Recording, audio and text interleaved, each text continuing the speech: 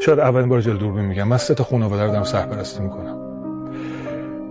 تمام زندگیمو بخشیدم، هیچ کس از بخشیدن فقیر نشد. مجید این جرأت رو داری 50 میلیون تو حسابت باشه 40 میلیونشو ببخشی؟ جرأتشو داری به قول خودت؟ چجوری جرأتشو داری که وقتی 50 میلیون پول داری 40 میلیونشو ببخشی؟ این جرأت. قرض میگیرم. چی میگی تو؟ بدهکار میشم به انواع اقسام پانسیونا. میگم خدا بده، شوخی نداریم ما. من نیستم ها.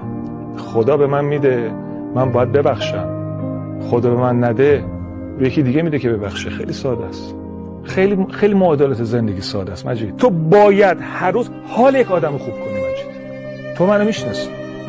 من صبح به صبح باید حال آدم‌ها رو خوب کنم. دوستانی میان پیش من، نزدیک من میشن، میگن که نیما یادت اون روز به من گفتی که چقدر لباست قشنگه؟ یادت از برخورد من تشکر کردی؟